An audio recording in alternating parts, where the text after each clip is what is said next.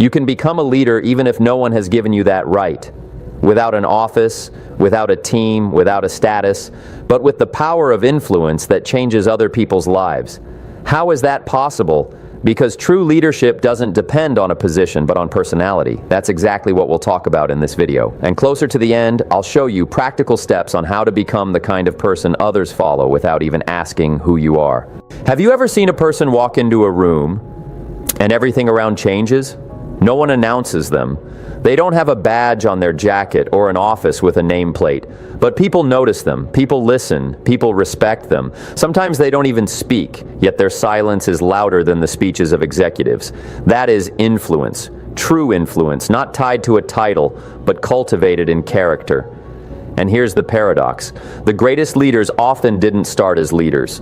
They started as ordinary people who decided to become something more. In my youth, I was just a simple guy from a farm in Idaho. No connections, no shiny resume. But one day I heard a phrase that changed everything. To change something, change yourself. And that's when I realized leadership begins from within. Not from job responsibilities, but from taking responsibility for your own life. I wasn't a mentor yet. I wasn't a speaker yet, but I had already started thinking like a leader. And you know what? People started to feel it. Many people wait for recognition, a promotion, a green light. They think, when I'm given the opportunity, I'll show what I can do. But life works the other way around. First, you have to be the person you want to become, in your thoughts, in your actions, in your daily behavior. And only then come titles, roles, recognition. You don't wait for permission to become a leader. You act like a leader. And the world responds. You know, when I first spoke in front of an audience, no one called me a mentor. I was just sharing what I had started applying in my own life. But even then, people came up to me after the talk and said, "Jim, that made me think." Influence isn't control. Influence is clarity, example, and character. Today, we'll talk about the 3 key principles of leadership without a title. And we won't just talk. We'll dive deep into the philosophy that shaped me as a person. I'll share stories that changed how I saw myself and my role. And at the end, we'll move to practice. How to develop leadership qualities within yourself, regardless of age, status, or surroundings. Because, as I often repeated, don't wish it were easier, wish you were better. We often hear the word leader, and the image that immediately comes to mind is of a boss. A big office, a team, commands. But true leadership doesn't begin there. It begins long before anyone notices you, long before you gain any kind of status. Leadership begins with a choice. Who do I decide to become today? You can't lead others until you learn to lead yourself. I've repeated this many times. And it's a truth I've had to learn over the years, because at first, I wasn't someone who influenced others. I was a regular worker with debts, with doubts, and with one burning question: how do I get out? And the answer didn't come from external success. It came through internal transformation.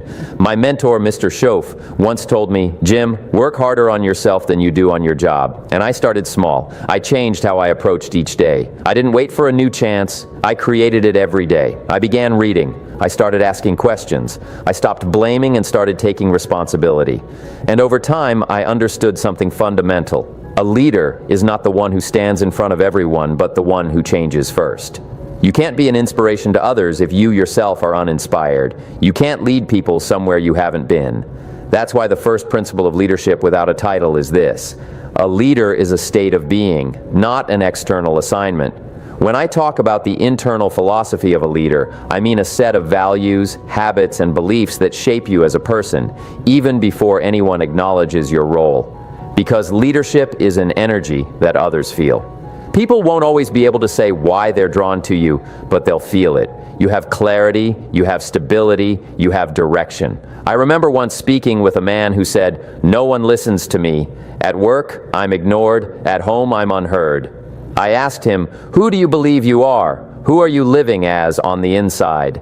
He went silent, because he had never asked himself that question. But here's the thing: the world doesn't respond to your wishes. It responds to your character.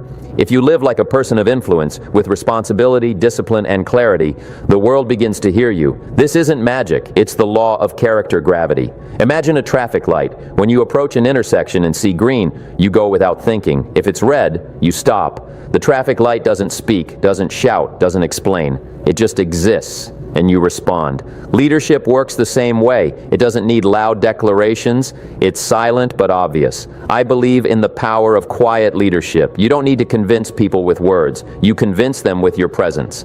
And that presence doesn't appear by chance. It's formed through years of inner work. So how do you build it? Start with 3 things. First, your philosophy. How you think about life, yourself, and others. Your inner philosophy is the filter through which you make decisions. If it's chaotic, so will be your leadership. If it's clear, you'll become a source of clarity for others. Second, discipline. I've always said, discipline is the bridge between desire and achievement.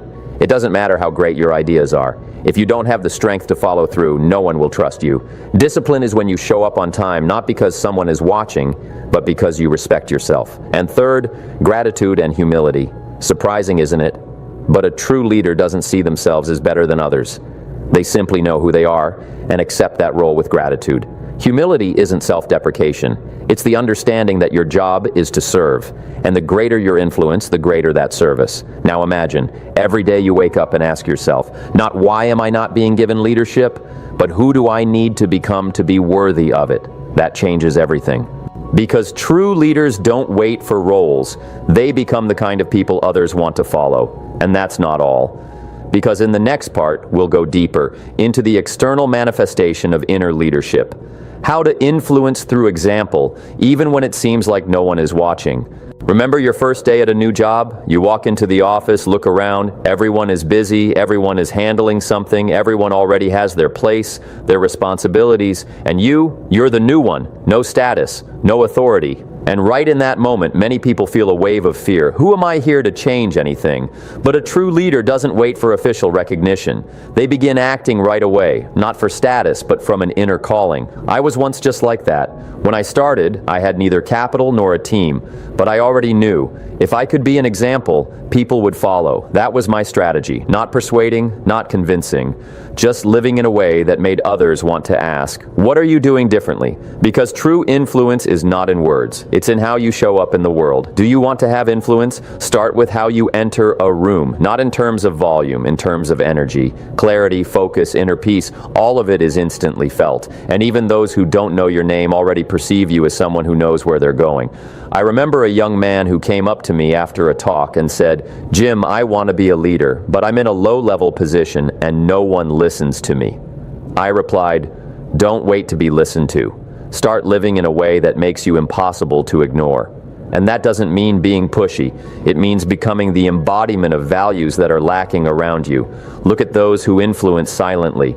They're the ones who work with dedication even when no one praises them. The ones who keep their word even when they could easily break it. The ones who treat others with respect, even if those people can't return the favor. That's what builds authority. Influence is a byproduct of maturity, but how do you cultivate that influence daily without recognition, a title, or a microphone? Here are a few philosophies that shaped my path. First, be a model, not a judge. People don't change under pressure. They change through inspiration. And if you want to be followed, be worth following. Live by the principles you preach, because every time you say one thing and do another, your credibility fades. Second, serve, don't dominate. Many confuse leadership with control. But in truth, the greatest influence belongs to those who serve. When you help someone with no benefit, no show, it changes not just them, but you too. Service is the highest form of leadership. I've always believed that, and it always worked. I remember once helping a colleague with a simple report. It cost me nothing, but later he said, that's when I realized you don't just talk about values, you live them. That's what leaves a mark. Third, communicate as if you're already leading, not from above, but from a place of value. I always said, don't look for ways to impress, look for ways to uplift.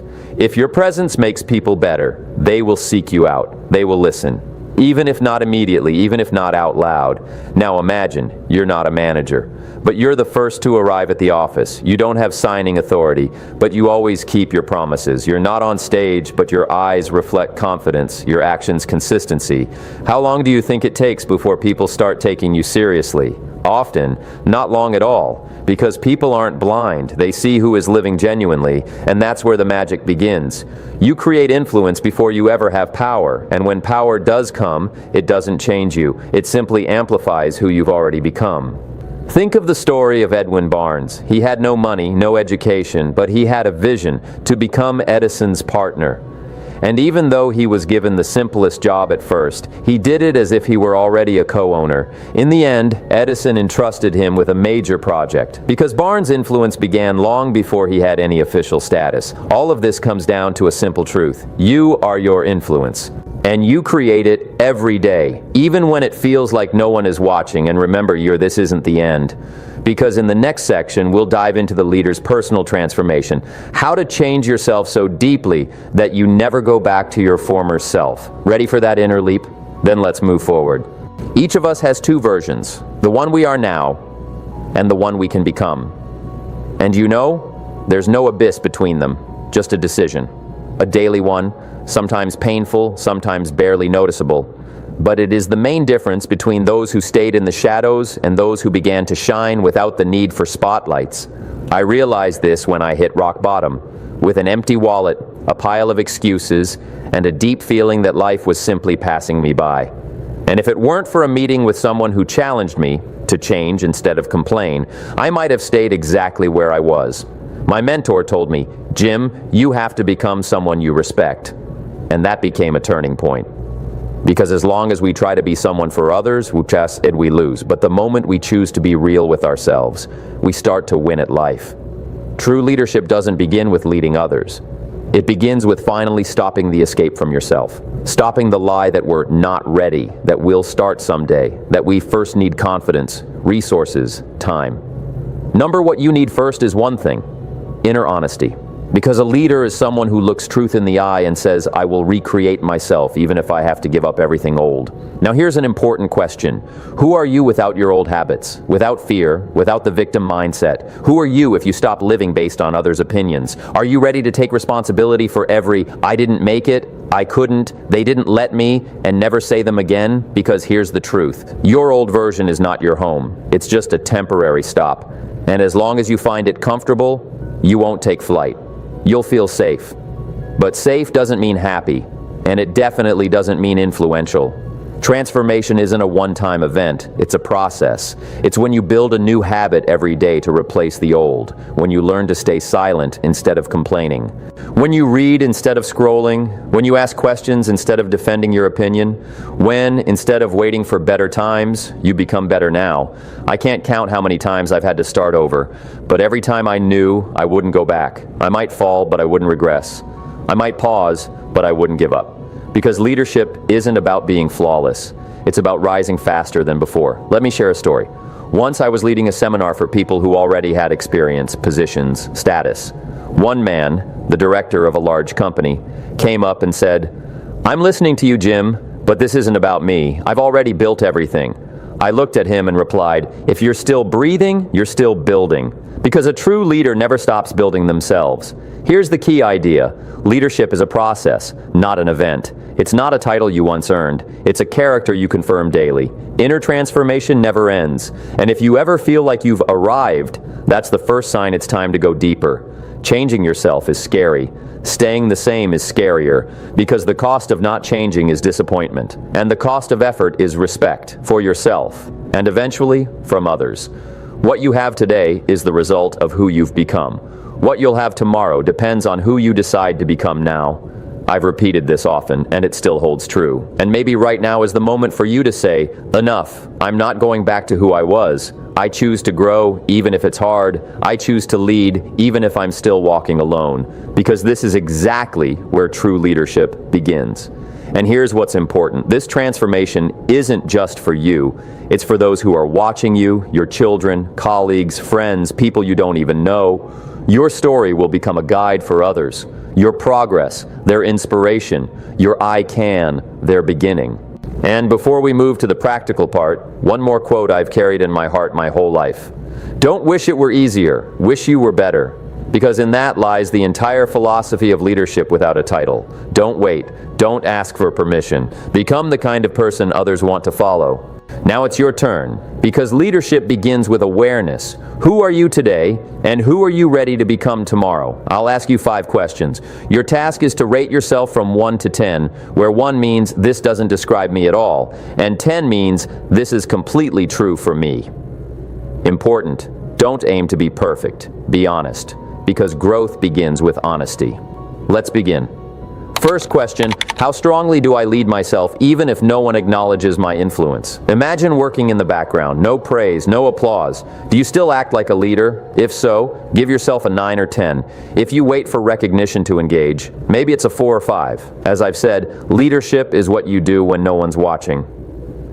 Second question, how sincerely do I work on myself, not just on tasks? Your actions are what others see, but the real breakthrough happens inside. Do you read, grow, challenge your own depth, or just tick off checklists? Rate how much you invest in yourself as a person, not just as a function. Third question, how easily do I admit my mistakes to others? Oh, this is a tough one. But the ability to say, I was wrong here, builds trust, and trust is the heart of influence. If you avoid responsibility, that's a 2 or 3. But if you're willing to stand in truth, rate it 8 or 9. Remember, leadership isn't about being flawless. It's about being transparent. Fourth question, how much does my example inspire others, even if I don't know it? Pause for a second. Think, have people ever told you something like, because of you, I also started? If so, that's a sign. If not, maybe your example isn't visible enough yet, because leadership is when your behavior becomes more than a personal choice. It becomes an invitation.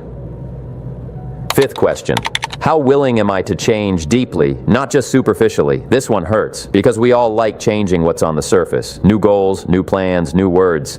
But are we willing to change our character, habits, emotional reactions? Leadership without a title demands exactly this, a rebuild at the core. So friend, what did you discover? If you found weak spots, that's great, because awareness is already progress. And if you gave yourself high scores, and pause and ask, am I overestimating myself? Honesty here isn't about punishment. It's about preparing for growth. I want you to come back to these questions after watching the video. Read them again, maybe with a new perspective. Because what we're doing now isn't just a test, it's a mirror. And it doesn't show who you are now. It shows who you can become if you take responsibility. And also, I kindly ask you, if something in this video touched you, made you reflect, or gave you a push, leave a comment. Share which of the 5 questions struck you the most. Because right there, in an open thought, a new level of understanding begins. And of course, don't forget to hit the like button. This isn't about algorithms, and it's about a signal that the topics we discuss here matter. And if you're not subscribed yet, join us. Because from here on, we're going deeper, more honestly, stronger, and you won't want to miss it. As I once said, learning changes lives, but only if you stick around long enough to change yourself. And we're just getting started. So, who said leadership is a title? Who decided that influence requires permission? Who convinced you that you have to wait until someone validates your worth? True leadership starts from within, from a decision, from an inner standard. I will act with integrity, even if no one sees it, because it's exactly in those unseen moments that you shape your character. And character always overcomes circumstance. I've walked this path, from a farm boy to someone thousands have listened to. And I'll be honest with you, the hardest part wasn't speaking in public. The hardest part was waking up one morning and saying to myself, I'm done playing a role. I'm becoming who I want to be. And if today you felt something like that, if something inside you shifted even a little, don't ignore it. Thoughts without action fade quickly, but actions, even small ones, change everything. You can be the person others call a leader, even before they realize it themselves. You can be the one whose example transforms a family, a team, a city, and all of it, without noise, without a title, without approval, simply because you chose to be light, not shadow. And finally, one of my favorite phrases that I've repeated to myself for years, don't be afraid to start small. Be afraid to stay small because you lacked the courage to change. I'll leave you with that, and remember, we'll meet again. Because the path of a true leader is long, honest, and incredibly beautiful, and you're already on it. See you soon.